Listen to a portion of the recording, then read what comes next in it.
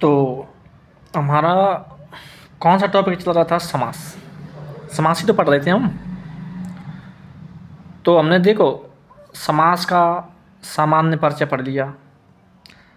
समास में हमने अव्ययीभाव समास पढ़ लिया। और आज पढ़ेंगे हम तत्पुरुष समास। तत्पुरुष समास। तो देखो तत्पुरुष समास में हमने सबसे पहले ये बताया था कि इसका दूसरा पद प्रधान होता है और दूसरे पद को हम उत्तर पद भी कह सकते हैं। कह सकते हैं क्या सर? बिल्कुल कह सकते हैं। तत्पुरुष समास वही होता है जिसका दूसरा पद प्रधान होता है या कोई उत्तर पद मतलब दूसरा पद। तो सर जो पहला पद हो वो कैसा होगा? अप्रधान होगा। इसमें क्या है? अप्रधान या गौण होगा। और क्या है भाई? जब दूसरा पद प्रधान है तो पहला पद अप्रधान होगा। सही कि नहीं? तो तत्पुरुष समास वही होता है जिसमें दूसरा पद प्रधान होता है या उत्तर पद प्रधान होता है। और इसकी एक विशेषता यह है कि जिसका जो पूर्व पद होता है, पूर्व पद का मतलब होता है मतलब जो पहला पद होता है वो कोई ना कोई संज्ञा होगा। सर ठीक है। या कोई विशेषण होगा। कोई ना कोई संज्ञा होगा या कोई विशेषण होगा। सीधी सी बात है। मैं यूँ कह रहा हूँ कि जैसे जी दो शब्द हैं, एक एरा एक ओरा। ठीक है सर। अब मैंने ये भी बता दिया कि जिसका दूसरा पद प्रधान होता है, जिसका दूसरा पद प्रधान होता है उसी को हम उत्तर पद भी कहते हैं। ठीक है सर। लेकिन जो पहला पद होगा, जो पूर्व पद होगा, ये तुम्हारा कोई ना कोई संज्ञा शब्द होगा या कोई विशेषण होगा। ठीक है, यही तो मैंने बताया है। कोई संज्ञा होगा या कोई विशेषण होगा। ठीक है सर। और मैंने ये भी कह रहा हूँ कि विभक्ति कारक के लिए मतलब हम जब इसमें कोई विभक्ति या कारक का प्रयोग करेंगे तो लिंग व वचन के आधार पर प्रयुक्त होता है। सर समझ में नहीं आया? जैसे कोई विभक्ति आई, जैसे मैंने कहा राजपुत्र, राजपुत्र, और एक लिख दिया मैंने राजपुत्री। समझना। अब देखो राजपुत्र तो राजा का पुत्र, ये लिखेगा राजा की पुत्री, ये तो लिखेंगे। तो मैं क्या कह रहा हूं, अगर कोई विभक्ति या कारक लिंग व वचन के आधार पर ही प्रयुक्त होगी, लिंग या वचन। अब देखो जैसे मैंने कहा जी विभक्ति हो गई, तो विभक्ति इसी जगह पे तो आ रहा है का और इसी जगह पे आ रहा है की, ये विभक्ति है। अब देखो ये पुत्र है, तो पुत्र क्या है? एक मतलब पुल्लिंग शब्द है। तो पुल्लिंग शब्द है तो उसके लिए ही हम किस विभक्ति का प्रयोग करेंगे? सर का विभक्ति का प्रयोग करेंगे। का विभक्ति का। और अगर ये स्त्रीलिंग शब्द है तो स्त्रीलिंग के आधार पर, एक लिंग शब्द है स्त्रीलिंग, तो स्त्रीलिंग शब्द के आधार पर ही हम किसका प्रयोग करेंगे?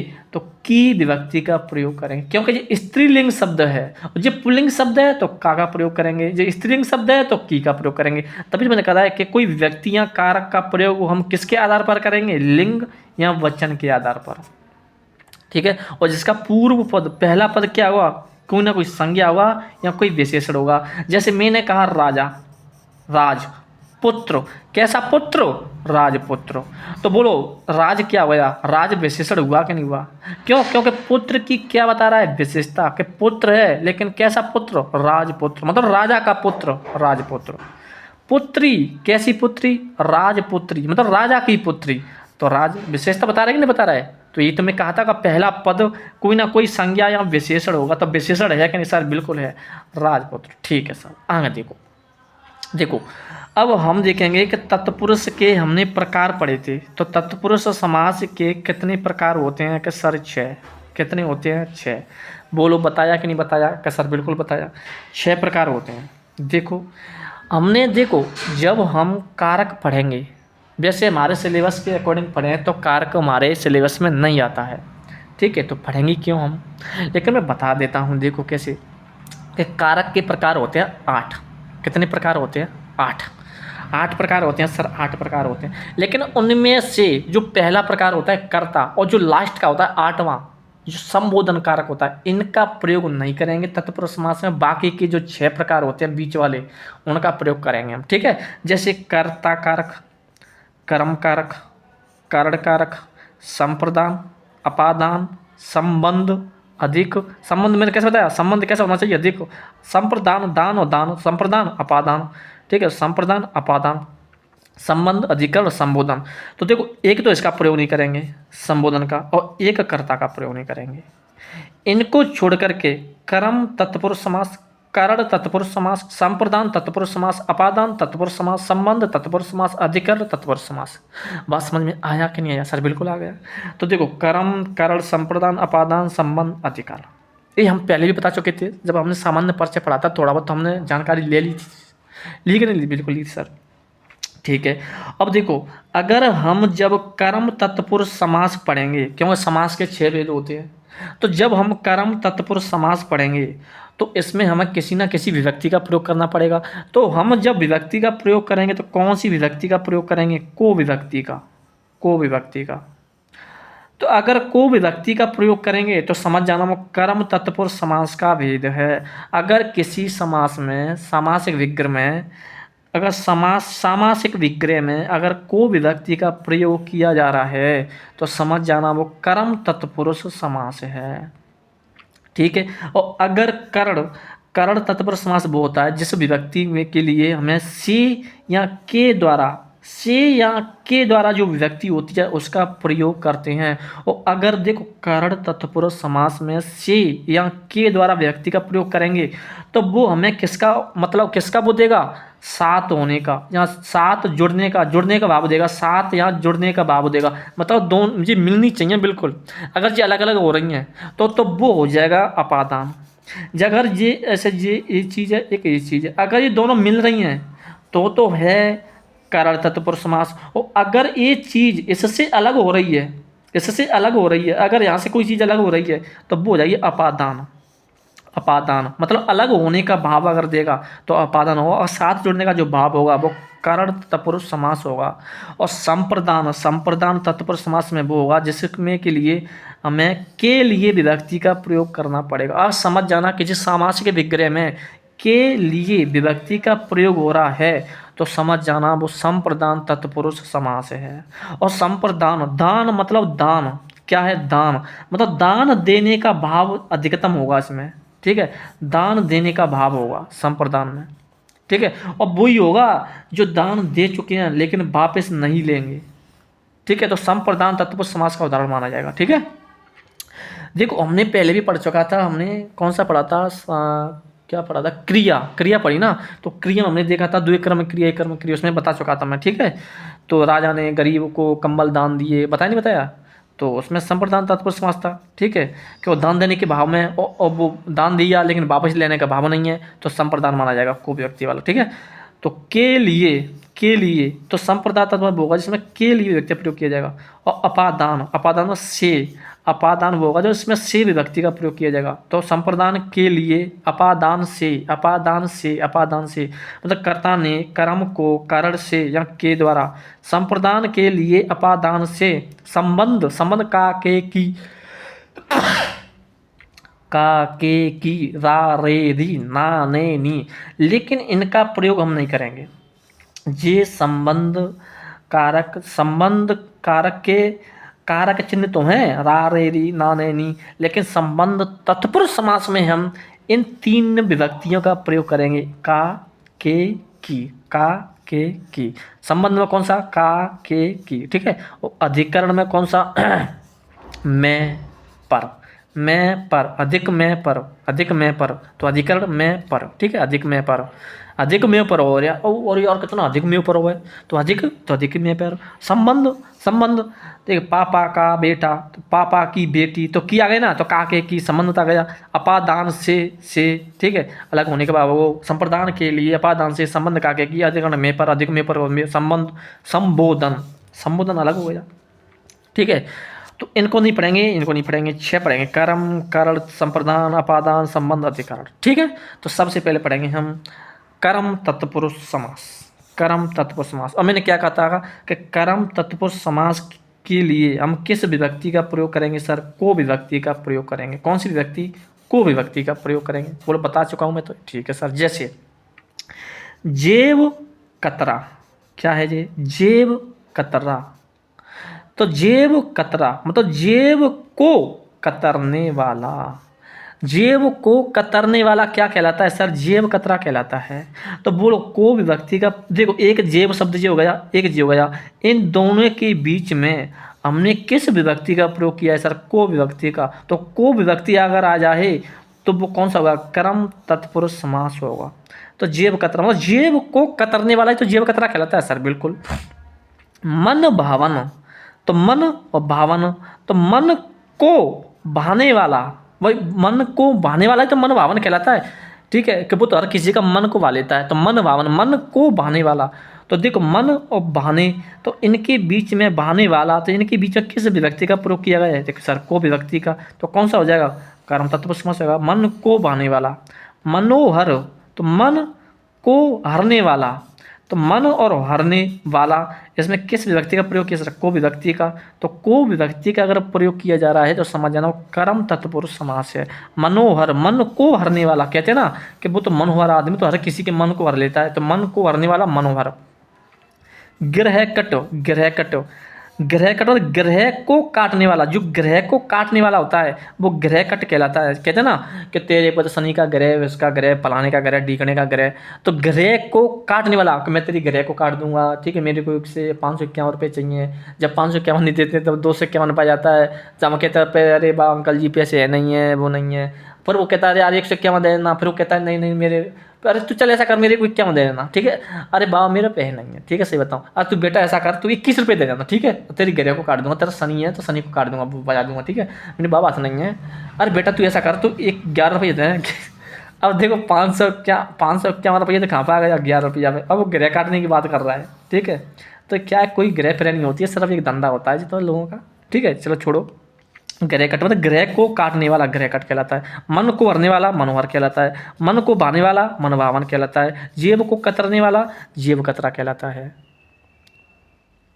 ठीक है। और देखो, और ये शब्द हमें किसमें प्रयोग किए जाएंगे?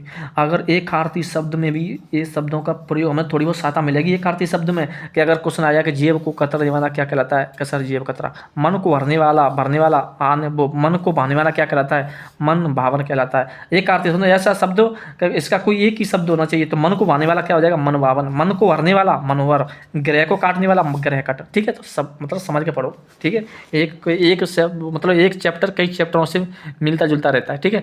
शरणागत, तो शरण धन आगत, शरण को आगत, शरण किसी के शरणागत मतलब किसी के शरण में जाना, ठीक है। शरणागत कि जी तो मेरी शरण में आ गया है, आगत में आना, शरण को आगत, ठीक है, क्या कहलाता है? शरणागत।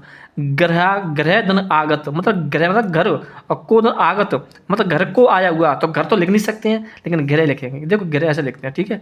अगर ग्रह ऐसे लिखेंगे ऐसे, तो जी ग्रह का मतलब होता है घर, ठीक है। और अगर ऐसे ग्रह लिखेंगे ऐसे ऐसे, तो इसका मतलब होता है कोई ना कोई नक्षत्र, ठीक है। कोई ऐसे ग्रह वगैरह होते नहीं है, तारे वगैरह, तारों की बात होती है, ठीक है। ग्रह तो ग्रह धन आगत, ग्रह को घर को आगत, ठीक है।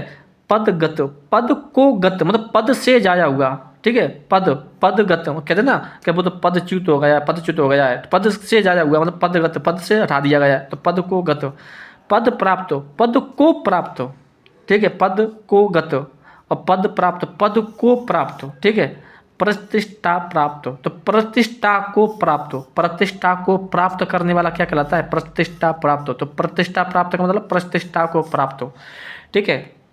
यश प्राप्त, यश यश यश यश यश प्राप्त, यश को प्राप्त करने वाला यश प्राप्त कहलाता है। यश को प्राप्त, तो यश को प्राप्त करने वाला यश प्राप्त। चिड़ी मार, तो चिड़ी मतलब चिड़ी का मतलब चिड़ी को मारने वाला, तो चिड़ी मार कहलाता है। भाई कहते हैं ना कि मतलब चिड़ियों को मारने वाला, मतलब चिड़िया को मारने वाला क्या कहलाता है? चिड़ी मार। तो चिड़िया को विभक्ति आ जाए तो कर्म तत्पुरुष समास। बट मार मतलब बट को मारने वाला। तो लेकिन हम बट का भी अर्थ क्या होता है? चिड़िया ही होता है, लेकिन चिड़िया नहीं लिख सकते हैं, बट है तो बट लिखना पड़ेगा। तो बट को मारने वाला तो बट मार। गगन चुंबी, गगन को चूमने वाला, को विभक्ति आ रही है सभी में, ठीक है। तो गगन को चूमने वाला गगन चुंबी। ख्याति प्राप्त, ख्याति को प्राप्त करने वाला ख्याति प्राप्त। को विभक्ति आ रही है कि नहीं आ रही है बताइए? कि सर बिल्कुल आ रही है। ख्याति को प्राप्त करने वाला ख्याति प्राप्त। ख्याति का मतलब होता है सिद्धि, कोई प्रसिद्धि मतलब प्रसिद्धि, ठीक है। ख्याति प्राप्त मतलब प्रसिद्धि, ठीक है। तो ख्याति प्राप्त। सर्वप्रिय, सर्व मतलब सबको, भाई और सबको लिख नहीं सकते हैं, सर्वप्रिय मतलब सर्व को प्रिय, मतलब सबको प्रिय लगने वाला, कहते हैं सर्वप्रिय, तो सबको प्रिय लगने वाला सर्वप्रिय। अग्निवची, अग्नि को बच्ची करने वाला, तो अग्निवची, ठीक है। शत्रुघ्न, शत्रुधन अग्न, शत्रुधन उग्न, शत्रुधन उग्न, तो शत्रुघ्न, तो शत्रुघ्न का मतलब है शत्रु, मतलब है शत्रु दुश्मन, और घ्न का मतलब होता है मतलब वध, तो शत्रु का वध करने वाला, शत्रु को घन, तो शत्रु का वध करने वाला क्या कहलाएगा, शत्रुघ्न, ठीक है। तो को विभक्ति आ गई नहीं आ गई सर, बिल्कुल आ गई। कर्म धनुर्धर, तो धनु मतलब धनुष, धर मतलब धारण करने वाला, धनुष को धारण करने वाला क्या है, धनुर्धर। तो क्या आ जाएगा, तत्पुरुष समास, और कौन सा, कर्म तत्पुरुष समास, ठीक है। धनुष को धारण धारण करना, जी भर, जी को भरने वाला, ठीक है, जी भर, जी को भरने वाला, तो तत्व कर्म तत्पुरुष, जी को, जी को कहते हैं तू तो मेरे जी, अरे यार क्या तूने तो मेरा जी भर दिया, मतलब जी को भरने वाला, जी भर। स्वर्ग प्राप्त, स्वर्ग को प्राप्त करने वाला, स्वर्ग प्राप्त। मुंह तोड़, तू तो यार मेरे को यार मुंह तोड़ जवाब देता है, मतलब मुंह को तोड़ने वाला, तो मुंह तोड़। ग्राम आगत, ग्राम आगत, ग्राम धन आगत, ग्राम आगत, मतलब ग्राम मतलब गांव, ग्राम, गांव, ग्राम मतलब गांव, ठीक है, गांव को आगत मतलब गांव को आया हुआ, तो ग्राम आगत, ठीक है, ग्राम को आगत, ठीक है। तो बोलो कर्म तत्पुरुष समास हमारा कंप्लीट हो गया, ठीक है। तो कर्म तत्पुरुष में क्या आ जाएगी, कौन सी विभक्ति, को विभक्ति, तो ये हम बता चुके हैं सभी को, ठीक है। अब देखेंगे हम करण तत्पुरुष समास, दूसरा कौन सा आ जाएगा, करण तत्पुरुष समास। तो करण तत्पुरुष समास में देखो, देखो मैंने क्या बताया था कि करण तत्पुरुष समास में हम किस विभक्ति का प्रयोग करेंगे, तो वो से या के द्वारा, लेकिन से या के द्वारा विभक्ति का उसी में प्रयोग करेंगे जो साथ या जोड़ने का भाव दे रहा हो, ठीक है, साथ या जोड़ने का। अगर अलग करने का भाव देगा से, तो समझ जाना वो अपादान में चला जाएगा, ठीक है। अगर साथ देने का जोड़ने का भाव देगा तो करण तत्पुरुष समास हो जाएगा, ठीक है। जैसे देखो से के द्वारा, देखो तुलसी कृत, तुलसी कृत मतलब तुलसी के द्वारा कृत, मतलब कृत का मतलब किया हुआ, तुलसी के द्वारा किया हुआ, तो के द्वारा आ गया कि नहीं आ गया सर, बिल्कुल आ गया। तुलसी के द्वारा कृत मतलब तुलसी के द्वारा किया हुआ, पर किया हुआ तो लिख नहीं सकते हैं क्योंकि जैसा उसमें लिखा तो वैसे लिखना पड़ेगा, तुलसी कृत, तुलसी के द्वारा कृत, ठीक है। तुलसी रचित, ठीक है। अब देखो तुलसी कृत बोलो, साथ जोड़ने का भाव देना, बिल्कुल तुलसी के द्वारा कृत मतलब किया हुआ, तुलसी के द्वारा किया हुआ, तो साथ जोड़ने का भाव दिया रहा कि नहीं दे रहा है। तुलसी रचित मतलब तुलसी के द्वारा रचित, तो बोलो साथ जो देने का भाव दे रहा है अलग, तो साथ देने वाला तुलसी के द्वारा रचित, के द्वारा आ गया, तुलसी के द्वारा रचित, तो तुलसी रचित। स्वकृत मतलब स्वयं के द्वारा कृत, तो के द्वारा आगे नहीं आ गया सर, के द्वारा आ जाए तो कर्म, मतलब तुल स्वयं के द्वारा कृत मतलब स्वयं के द्वारा किया हुआ क्या कहलाता है, स्वकृत कहलाता है, स्वकृत।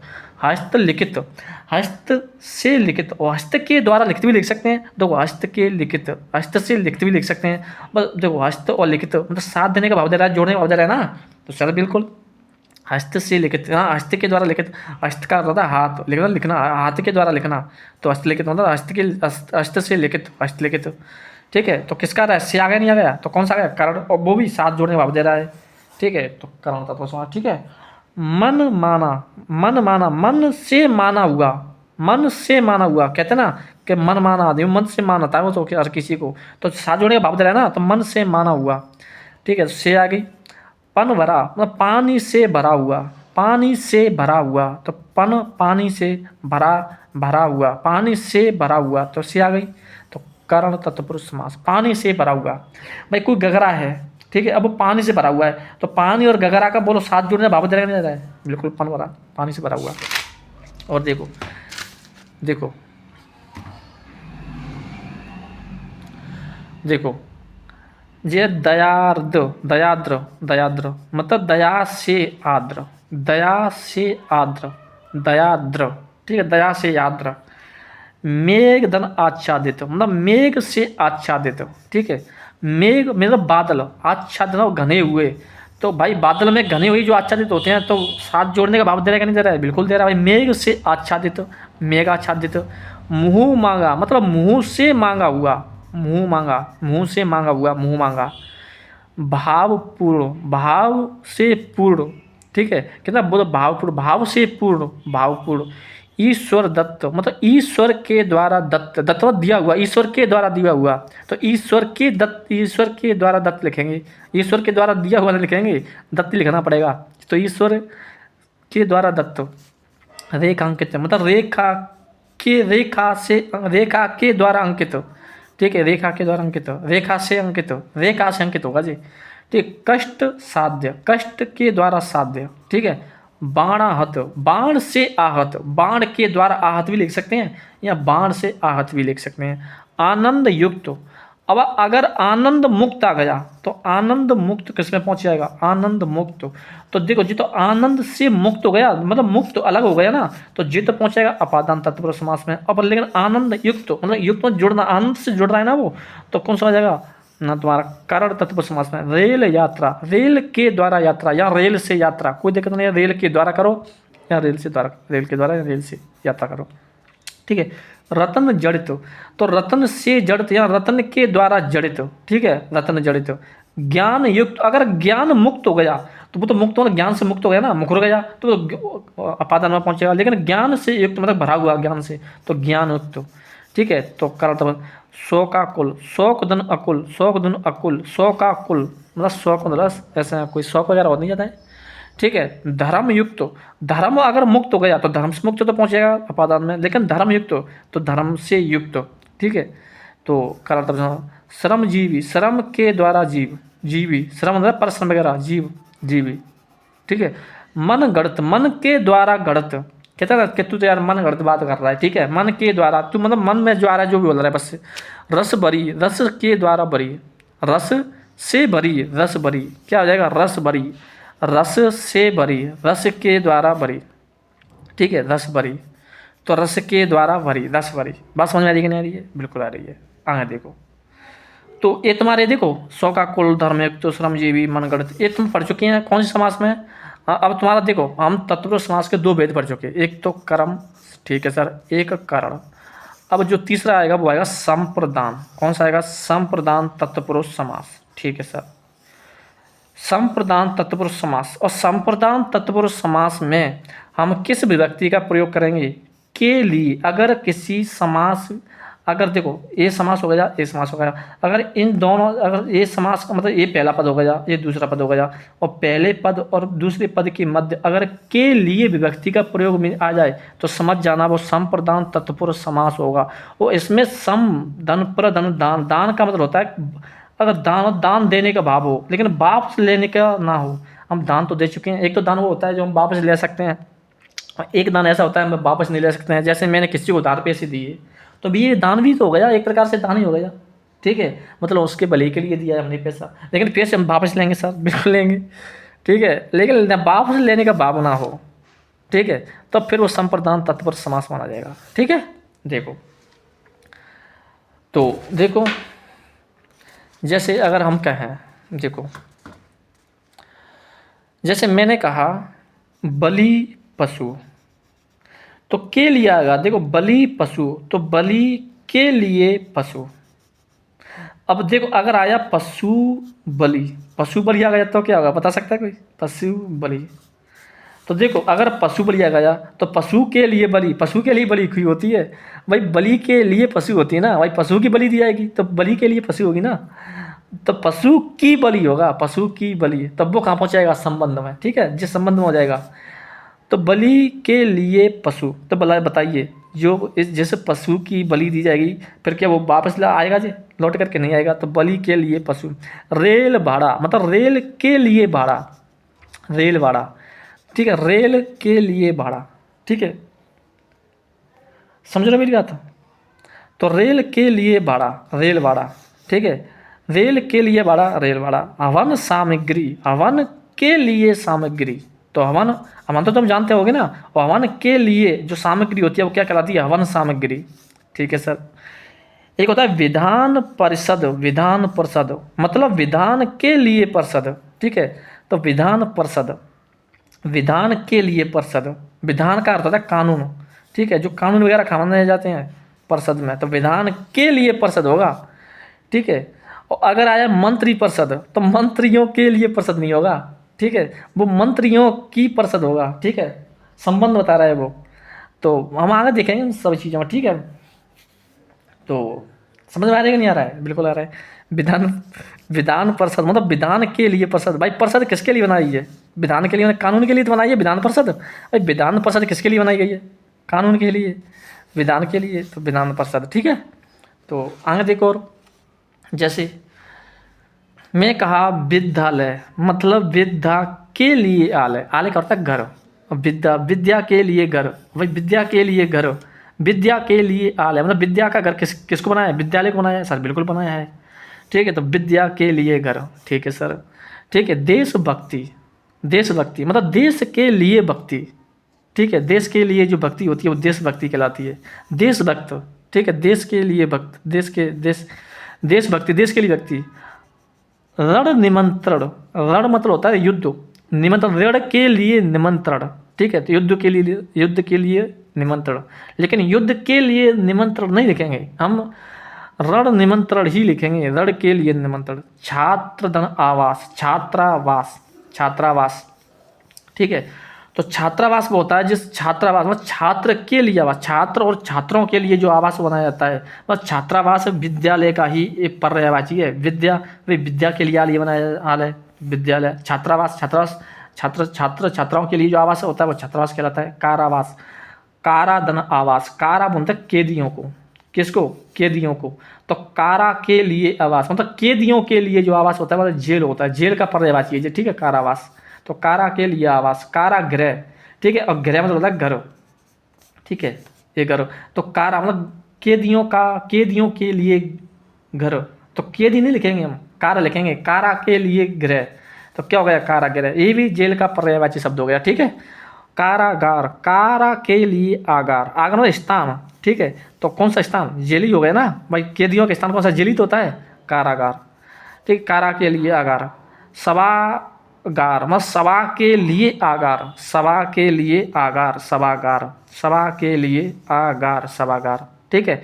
कोषागार, कोष के लिए आगार, कोषागार, कोषागार वो होता है जहाँ कोषागार रखने का, सभागार होती है सभा के लिए आगार, आगार मतलब स्थान, सभा का जो स्थान होता है सभागार, ठीक है। सभा के लिए आगार। कोषागार, कोषागार होता है मतलब जो मतलब धन दौलत वगैरह होता है ना, कोष वगैरह होता है, रखने का जो स्थान होता है, तो कोषागार कहलाएगा। जेब खर्च मतलब जेब के लिए खर्च, तो जेब खर्च, जेब खर्च मतलब जेब के लिए खर्च, जेब खर्च, ठीक है भाई। जेब के लिए खर्च होता है जेब खर्च।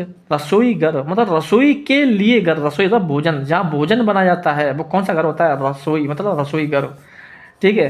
रसोई में भोजन नहीं बनाया जाता है, रसोई घर में भोजन बनाया जाता है। रसोई घर मतलब घर, रसोई का अर्थ होता है भोजन, और घर वह कौन सा घर है जिसमें भोजन बनाया जाता है, ठीक है। तो रसोई घर, इसलिए रसोई घर कहते हैं क्योंकि वह स्थान जिसमें भोजन बनाया जाता है, ऐसा घर जिसमें भोजन बनाया जाता है वो रसोई घर। रसोई का मतलब होता है मतलब, ठीक है, भोजन। भोजनालय, भोजन के लिए आलय, भोजन के लिए आलय, भोजनालय कहते हैं ना, आज हमारे भोजनालय मतलब भोजन के लिए आलय, ठीक है।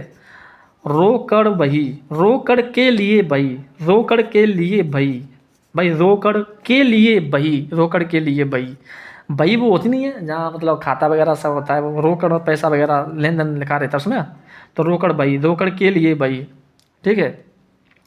समाचार पत्र, समाचार पत्र तो समाचार के लिए पत्र, समाचार पत्र, ठीक है भाई। पत्र होता है वो समाचार, समाचार के लिए पत्र, भाई पत्र किसके लिए होता है? समाचार के लिए, तो समाचार के लिए पत्र। गुरु दक्षिणा, गुरु के लिए दक्षिणा, गुरु दक्षिणा, गुरु के लिए। अब बता दें हम किसी को दक्षिणा देंगे तो वापस ले सकते नहीं ले सकते हैं, तो गुरु के लिए दक्षिणा, गुरु दक्षिणा, ठीक है। हवन कुंड, हवन कुंड मतलब हवन के लिए कुंड, भाई कुंड से होता नहीं है वो हवन के लिए, वो हवन कुंड कहलाने का, तो हवन के लिए कुंड। बलि वेदी, बलि के लिए वेदी, वेदी का मतलब होता है जो स्थान से होता है वहाँ बलि वगैरह दी जाती है, ठीक है। तो शायद ये हवन कुंड का पर्यायवाची भी तो हो सकता है, हवन कुंड जहाँ कुंड हवन के लिए बनाया था। बलि वेदी, बलि वेदी भी होता है जब, हाँ सही, बिल्कुल सही बात है, और क्या पर्यायवाची तो हो सकता है हवन कुंड, बलि वेदी, ठीक है। हथकड़ी, हाथ के लिए कड़ी जो बनाई जाती है वो हथकड़ी कहलाती है, हाथ के लिए हथकड़ी। सब क्या है जी? संप्रदान तत्व समास है जी, हथकड़ी। रनिवास, रन का होता है रानियों के लिए आवास, आवास मतलब घर, मतलब रनिवास, रानियों का आवास क्या कहलाता है? रनिवास, ठीक है, रनिवास। पूजा घर, मतलब पूजा के लिए घर जो बनाया जाता है क्या कहलाता है? पूजा घर कहलाता है। ठीक है। और देखो माल गोदाम, माल मतलब माल के लिए गोदाम जो बनाया जाता है वो क्या कहलाता है? माल गोदाम, माल के लिए। तो के लिए किस में आ रहा है? संप्रदान तत्पुरुष समास में आएगा के लिए, माल गोदाम। पुत्र शोक, मतलब पुत्र किसी कैसा है, किसी के पुत्र की डेथ वगैरह हो जाती है तो उसकी हम क्या मनाते हैं? शोक। तो पुत्र के लिए जो शोक मनाया जाता है क्या कहलाता है? पुत्र शोक। सचिवालय मतलब सचिव के लिए आलय। ठीक है, तो सचिवालय। भिक्षाटन मतलब भिक्षा के लिए आटन, भिक्षाटन। प्रयोगशाला मतलब प्रयोग के लिए जो शाला बनाई जाती है वो क्या कहलाती है? प्रयोगशाला। तो क्या ये संप्रदान तत्पुरुष समास है समझे? प्रयोग के लिए शाला। सत्याग्रह मतलब सत्य के लिए आग्रह, तो सत्याग्रह। ठीक है, सत्याग्रह, सत्य के लिए आग्रह। मंत्रालय मंत्रियों मतलब मंत्रियों के लिए आलय, मंत्रालय। ठीक है भाई, मंत्रियों का जो स्थान होता है, आलय मतलब स्थान, तो मंत्रियों का स्थान जो होता है मंत्रालय हो गया ना, तो बिल्कुल हो गया मंत्रालय, वहाँ मंत्री बैठते हैं। धर्मशाला धर्म के लिए शाला, धर्मशाला। लोकसभा मतलब लोक के लिए सभा, जहाँ मतलब लोकसभा होती नहीं है तो लोक के लिए तो बनाई जाती है सभा, बिल्कुल लोकसभा होती है भाई, लोक के लिए जो सभा बनाई जाती है वो लोकसभा कहलाती है, बिल्कुल कहलाती है। स्नान घर मतलब स्नान के लिए जो घर बनाया जाता है वो स्नान घर हो जाएगा सर, बिल्कुल हो जाएगा, जहाँ स्नान वगैरह नहा धोने का काम होता है। सभा भवन, सभा के लिए भवन सभा भवन। ठीक है, सभा के लिए भवन, सभा भवन। आवेदन पत्र, आवेदन पत्र, तो आवेदन के लिए पत्र जो लिखा जाता है तो कैसे होते हैं? जी हमारा आवेदन पत्र, मतलब आवेदन के लिए पत्र जो लिखा जाता है वो आवेदन पत्र होता है। गौशाला, गो मतलब गो के लिए शाला, गायों के लिए जो शाला होती है वो गौशाला कहलाती है। ठीक है, कुछ नहीं है यार, बिल्कुल। पुस्तकालय मतलब पुस्तक के लिए आलय, आलय मतलब घर, तो पुस्तकालय हो गया ना, तो पुस्तकालय। देवालय मतलब देवों के लिए आलय। ठीक है, देवों का जो स्थान होता है वो देवालय कहलाता है। ठीक है, देव के लिए आलय, देवालय। भूत बलि मतलब भूत के लिए बलि, जो भूत के लिए बलि दी जाती है वो क्या कहलाती है? भूत बलि। रहा खर्च, रहा के लिए खर्च क्या होता है? रहा खर्च। महंगाई भत्ता, महंगाई के लिए भत्ता जो होता है महंगाई भत्ता होता है। ठीक है, यहाँ तो कोई दिक्कत है क्या? बताइए, कोई दिक्कत है तो बता सकते हो। ठीक है, और ये पढ़ेंगे हम अपादान तत्पुरुष समास अगली क्लास में। ठीक है, तो देखो अपादान तत्पुरुष समास हम अगली क्लास में पढ़ेंगे। ठीक है, और कोई दिक्कत नहीं है। ठीक है, तो यहाँ तक कोई दिक्कत नहीं आनी चाहिए। 3 तत्पुरुष समास के भेद पढ़ दिए, चौथा पढ़ेंगे अपादान तत्पुरुष समास अगली क्लास में। ठीक है, बाय।